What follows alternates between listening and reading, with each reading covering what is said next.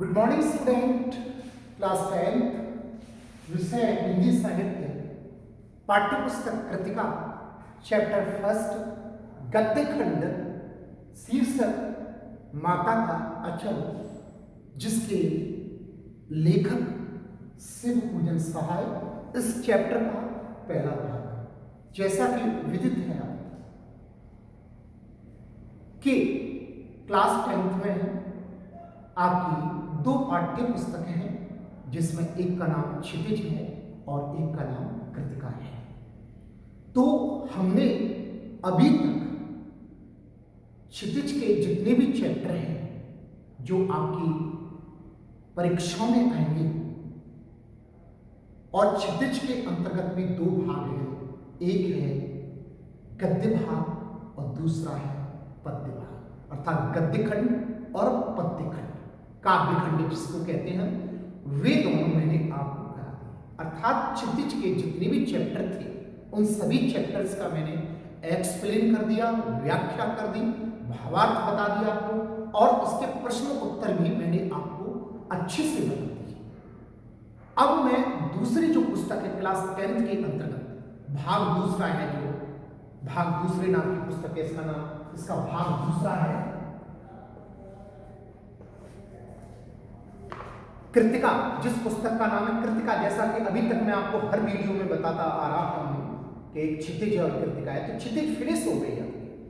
आपकी जो क्षितिज बुक है उसके सभी गद्य खंड और काव्य खंड के दोनों के प्रश्न उत्तर करा दिए।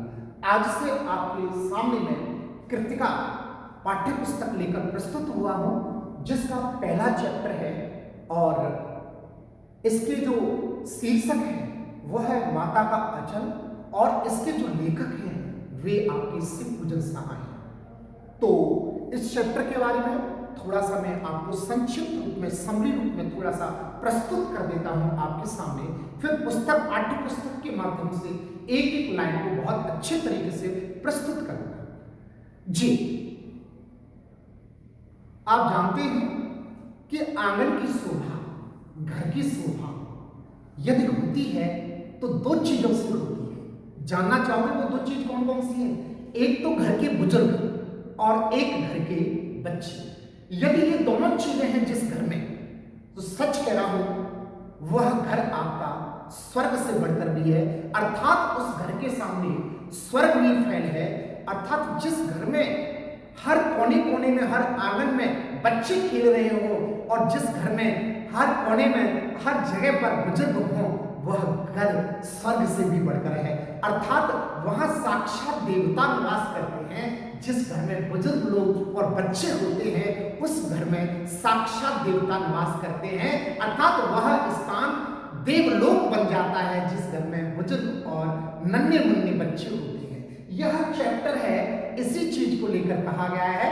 हालांकि शीर्षक से तो ये पता लगता है हमें कि जो माता का अचल है, अर्थात माता की जो गोद है, माता का जो स्नेह है, माता का जो वात्सल्यता है, माता के अंतर्गत, माँ के अंतर्गत अपने पुत्र को लेकर, अपने बच्चे को लेकर जितनी ममता होती है, या पुत्र के अंतर्गत अपने माँ के प्रति जो ममता होती, जो वात्सल्यपन होता है, बच्चा हर कष्ट में अपने कष्ट को महसूस करने के लिए या कम करने के लिए जहां जाता है वो माँ की गोद में जाता है। अर्थात दुनिया में माँ की गोद से बढ़कर, माँ के स्नेह से बढ़कर, माँ की ममता से बढ़कर, माँ के वात्सल्यपन से बढ़कर दुनिया में कोई ऐसा स्थान नहीं है जो आप मुझे बता सकें। तो यह माता का जो आंचल नामक पाठ है आपका, यह उस समय का पाठ है जब भोलेनाथ जिनका नाम है शिव पूजन सहाय के अंतर्गत एक जो लेखक हैं शिव पूजन सहाय, अपने बाल्यकाल का यहाँ चरित्र चित्रण कर रहे हैं। यह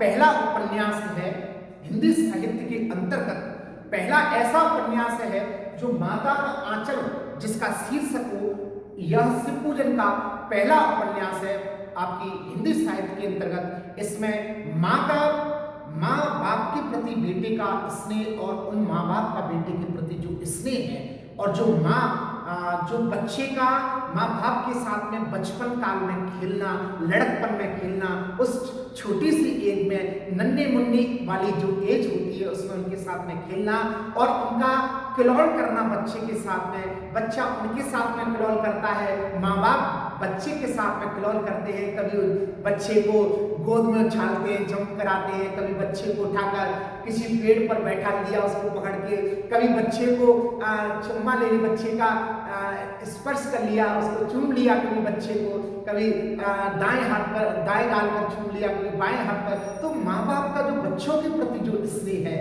इस प्रकार का, कभी उसको दाढ़ी छुपा दी अपनी, कभी मूंछें छुपा दी, कभी उसको गुलगुला दिया, कभी उसको कुछ बच्चे को माँ बाप जो बाल्य अवस्था होती है छोटी सी, बच्चे को खुश करने के लिए अगर बच्चा उस समय गाली भी देता है, छोटा बच्चा जो होता है यदि उस समय वो गाली भी दे तो वो आनंद का अनुभव करते हैं। जो माँ बाप होते हैं छोटे बाल्यकाल में बच्चा यदि गाली भी देता है तो वो प्रफुल्लित होकर आनंदित हो उठते हैं, प्रसन्नचित हो उठते हैं। देखिए उस बाल्यकाल की, उस लड़कपन की, उस बचपन काल की कितनी सुंदर महिमा है। इस चैप्टर के अंतर्गत शिव पूजन सहाय ने अपने उस बाल्यकाल को, अपने उस लड़कपन को, उस अपने बचपन को माँ बाप के साथ में किस प्रकार व्यतीत किया है और माँ बाप ने बच्चे के साथ में किस प्रकार का व्यवहार किया है और अपने इस चीज को इस चैप्टर के माध्यम से यहाँ शिव पूजन सहाय ने प्रस्तुत किया है। अपने जीवन के उस बाल्यकाल को, बचपन काल को, माँ बाप के साथ में रहने वाले काल को, माँ बाप के साथ में अटखेलियां खेलने वाले समय को, क्लोल करने वाले समय को, गेंद से खेलना, कभी गिल्ली डंडे से खेलना, कभी पहिया से चलाना, कभी दोस्तों के साथ में घूमने चले जाना, कभी दोस्तों के साथ में घर पे आ जाना, कभी कुछ कर रहे हैं, कभी कुछ कर रहे हैं। इस प्रकार के अपने उस बचपन काल को इस माता का आंचल नामक उपन्यास के माध्यम से यहाँ प्रस्तुत किया है। तो यहाँ शिव पूजन सहाय ने अपने उस बाल्यकाल को और जो छोटा बच्चा होता है बचपन में किस किस के साथ में खेलता है, कैसे खेलता है, माँ बाप के प्रति उसका स्नेह और माँ बाप का उसके प्रति स्नेह। हालांकि सहसत माता का आंचल नाम से अंतिम मैं समरी में बताना चाहूँगा कि माता का आंचल एक दिन की बात थी कि जो शिव पूजन सहाय थे वो चूहे के बिलों में पानी डाल रहे थे, तो उसमें से एक स्नेक निकल आया, सर्प निकल आया। तो सर्प को देखकर जो शिव पूजन सहाय थे भक्के वो अपनी माँ की गोद में आ बैठे और माँ की गोद में आकर वो गुड फील कर रहे हैं, अच्छा महसूस कर रहे हैं। अर्थात पिता इतना प्यार करते हैं, पिता की गोद में बच्चा अंतिम काल में नहीं जाता है, लेकिन जब उसे परेशानी होती है, बड़ा ही कष्ट होता है, तो वो सबसे ज्यादा अपनी माँ की गोद में जाता है। इसका कारण यही है कि माँ का बेटे के प्रति जो स्नेह होता है वो अटूट होता है, वो अद्भुत होता है। अर्थात बेटे को जब भी कोई कष्ट होता है तो वह कष्ट बेटा दुनिया के किसी भी कोने में बैठा हो, लेकिन माँ अपने बेटे के किसी भी प्रकार के कष्ट को हमेशा महसूस करती रहती है कि इस समय मेरे बेटे को कोई ना कोई कष्ट है। उनका ऐसा ज्वाइंट होता है, पता नहीं कौन सा एंटीना होता है, कौन से नेटवर्क होते हैं। ईश्वर की मौज देखिए कि बेटे को यदि किसी प्रकार का कष्ट होता है तो माँ कितने भी किलोमीटर के दायरे में क्यों ना हो, कहीं भी हो, कितनी भी दूरी क्यों ना हो, पता नहीं कौन सा नेटवर्क एंटीना है कि वो महसूस कर लेती है कि मेरे बेटे को ये दुख हो रहा है। और माँ बेटे को जब कष्ट होता है किसी भी प्रकार का तो वो माँ की गोद की तरफ भगता है। इसका कारण यही है कि माँ का बेटे के प्रति बहुत ही स्नेह होता है, बेटे का माँ के प्रति बहुत स्नेह होता है, एक अटूट संबंध होता है माँ बेटे का। पिता का तो होता ही है, लेकिन पिता का जितना नहीं होता है जितना माँ का जो संबंध होता है अटूट होता है। तो यहाँ माता का आंचल, जो माता की गोद है और माता की, जिसको हम कहेंगे माता का स्नेह, माता का प्यार, माता का वात्सल्यता, माँ की करुणा बच्चे के प्रति, इस चैप्टर के यही आपके अर्थ हैं। तो इस चैप्टर के अंदर और शिव पूजन सहाय ने अपने उस बचपन काल के बारे में वर्णन किया है कि वो कैसे फले फूले, किस प्रकार उनके माँ बाप उनके साथ में खिलखिलियां करते थे, अटखेलियां करते थे। ये सारी बातों के बारे में इस चैप्टर के अंतर्गत बताया गया है। चलिए हम अब चैप्टर के अंतर्गत एंट्री करते हैं। जहां लड़कों का संग हो तहां बाजे हो, जहां बच्चों का संग हो वहां मृदंग की तरह बाजे बजने लग जाते हैं।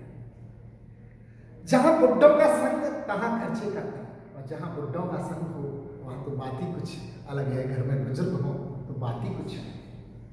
हमारे पिता तड़के उठकर यहाँ शिव पूजन सहाय अपने पिताजी के बारे में बता रहे हैं। जो शिव पूजन सहाय इस चैप्टर के लेखक हैं, वह अपने बचपन काल के बारे में बता रहे हैं, अपने माँ बाप के बारे में बता रहे हैं कि हमारे पिता तड़के उठकर, तड़के का अर्थ होता है सुबह, अर्ली मॉर्निंग, जल्दी से उठकर निबट नहाकर पूजा करके बैठ जाते थे, पूजा करने बैठ जाते थे। अर्थात निबट करने का मतलब लैट्रिन, शौच वगैरह, पेस्ट वगैरह कर करा के, दातुन वगैरह, इस समय जो ब्रुश होती है, उस समय ब्रुश तो हुआ नहीं करती थी, उस समय दातुन हुआ करती थी, या तो नीम की दातुन या आपके बबूल की दातुन, और या उसकी क्या बोलते हैं, याद नहीं आ रहा है उसका नाम है, ऐसा ही कुछ, उसकी दातुन हुआ करती थी। तो दातुन वगैरह कर करा के, स्नान वगैरह बढ़िया तरीके से कर करा के, और वो जैसे ही पूजा घर में पूजा करने के लिए बैठ जाते थे, तब हम बचपन से ही उनके अंग लग गए थे। हम बचपन से ही, छोटेपन से ही यहाँ शिव पूजन सहाय अपने बारे में कह रहे हैं, उन पिताजी के बारे में कह रहे हैं कि जैसे ही पूजा करने बैठ जाते थे, उसी समय से हम उनके पास में आ जाते थे, उनको देखते थे, जैसा वो पूजा कर रहे हैं वैसे ही हम भी करते थे। माता से केवल दूध पीने तक का नाता था। माता से तो हमारा इतना ही संबंध था, केवल जब हमें दूध की भूख लगती थी, तो दूध की प्यास लगती थी, तो हम माँ के पास में दूध पीने तक की ही नाता था। उसके बाद में तो हम पिताजी के साथ में घूमते थे या अपने दोस्तों के साथ में घूमते थे। इसलिए पिता के साथ ही हम भी बाहर की बैठक में सोया करते थे, और पिताजी के साथ में ही हम बाहर की जो बैठक थी पिताजी की, उनके साथ में हम सोया करते थे। इस प्रकार शिव पूजन सहाय अपने जीवन काल के बारे में इस उपन्यास के माध्यम से बता रहे हैं कि उनके साथ में हम पूजा पाठ किया, हम बचपन से ही उनके अंग लग गए, मतलब छोटे बचपन से ही। जैसे बहुत लोग बड़े होने के बाद में अपने पिता की तरह कार्य करते हैं, लेकिन कुछ बच्चे ऐसे होते हैं जैसे बाप कर रहा है वैसे बेटा भी कर रहा है। तो उनमें से ये शिव पूजन सहाय थे कि जैसा इनके पिताजी करते थे, उसी प्रकार यह भी उनके साथ साथ में, जैसे वो नहा धोकर पूजा के लिए बैठ गए तो उनके साथ में चुपके से आकर बैठ जाते थे, उनको देखते रहते थे। जैसे वो पूजा पाठ कर रहे हैं वैसे ये भी इनका बेटा शिव पूजन सहाय जो है वो भी किया करते थे। और फिर जब सोने के वक्त वो अपने बाहर की बैठक में सोने के लिए जाते थे, तो उनके साथ में सोने के लिए भी पहुंच जाते थे। ऐसा शिव पूजन सहाय इस चैप्टर के माध्यम से कह रहे हैं। वह अपने साथी हमें भी उठाते और साथी नहला धुलाकर पूजा पर बैठा लेते थे, और वो अपने साथ हमें नहलाते थे, धुलाते थे अच्छे से, जैसा खुद करते थे साथ में वो अच्छे से हमें भी नहला धुलाते थे और अपने साथ में पूजा के लिए बैठा लेते थे। हम बबूत का तिलक लगा लेने के लिए उनको दिक करने लगे। दिक का मतलब होता है आग्रह, जबरदस्ती करने लगे जाते हैं। और पूजा पाठ के करने के लिए हम भभूत लगाने के लिए, भभूत कहते हैं विशेष प्रकार की एक हवन की जो हवन जब ठंडा हो जाता है, हवन करते हैं हम, हवन करने के बाद में जब ठंडी राख हो जाती है, उस राख की अपने माथे पे भभूत लगाने के लिए अपने पिताजी से कहते थे, तिलक लगाने के लिए कहते थे, भभूत लगाने के लिए कहते थे। कुछ हंसकर, कुछ झुलाकर और कुछ डांटकर वो हमारे चौड़े लिहाज में त्रिपुंड कर देते थे, और कुछ हंसकर, कुछ झुलाकर, कुछ गुस्से से में, कुछ डांटकर वो हमारे चौड़े लिलार में, लिलार का अर्थ होता है डियर स्टूडेंट माथा, मस्तिष्क, लिलार का मतलब होता है मस्तिष्क, माथा, त्रिपुंड कर देते थे। त्रिपुंड का मतलब होता है तीन पुंड। शिवजी जो अपने मस्तिष्क पे जो तिलक लगाते हैं वो त्रिपुंड होता है, अर्थात तीन धाराएं होती हैं, और तीन धाराओं के बीच में एक लाइन होती है जिसमें नेत्र सा बना रहता है। तो इस प्रकार भभूत का त्रिपुंड लगाते थे। कौन? हमारे पिताजी। कौन कह रहा है? शिव पूजन सहाय। किस चैप्टर के माध्यम से? माता का आंचल नामक चैप्टर के माध्यम से कह रहे हैं कि हम उनसे जिद करते हैं। दिक का अर्थ होता है जिद करना। हम अपने पिताजी से दिक करते थे कि हमारे तिलक भभूत लगाइए, तो झुझलाकर, कुछ हंसकर हमारे पिताजी हमारे त्रिपुंड भभूत लगा देते थे। सिर पर लंबी लंबी जटाएं थी, और हमारे जो भभूत हुआ करती थी वह भभूत हमारे ललाट पर, हमारे मस्तिष्क पर, हमारे माथे पर बहुत ही खूबसूरत लगा करती थी। सिर पर लंबी लंबी जटाएं थी, हमारे सिर पर काफी लंबे लंबे बाल थे। बचपन में आपने देखा होगा, आजकल लोग जैसे 2 वर्ष का बच्चा हुआ, जन्म में तो कुछ बच्चों को तो मैंने देखा है कि जन्म लेने के 3-4 महीने बाद ही बाल कटवा देते हैं। मतलब कितना आधुनिकता के दौर में लोग मतलब दौड़ रहे हैं मतलब अपनी प्राचीन भारतीय मूल संस्कृति को भूलकर कि आगे कितना बड़ा बच्चे के बचपन में बाल कटवा देते, मतलब अरे हालांकि होता है मुंडन संस्कार होता है, समय कटवा दीजिए, लेकिन उसके बाद में तो बच्चों की मतलब डिजाइन तरह तरह की, कोई पता नहीं खली खली की तरह यानी कौन कौन सी डिजाइन चल रही है आजकल बच्चों, मैं बता नहीं सकता हूँ आपको, ऐसी ऐसी डिजाइनें चल रही हैं। कोई अपने सिर पे फावड़ा बनवा लेता है, कोई खुरपी बनवा लेता है, कोई चिड़ैया बनवा लेता है, क्या क्या, कोई छिपकली बनवा लेता है, कोई मछली बनवा लेता है, कोई ओम निकलवाता, कोई स्वास्तिक चिन्ह बनवाते, लोग क्या क्या डिजाइन चल रही है आजकल, देखिए बच्चे। लेकिन ऐसा नहीं था, इनके सिर पर लंबी लंबी जटाएं थी, इनके काफी लंबे लंबे बाल थे श्री पूज्य साईं जी के।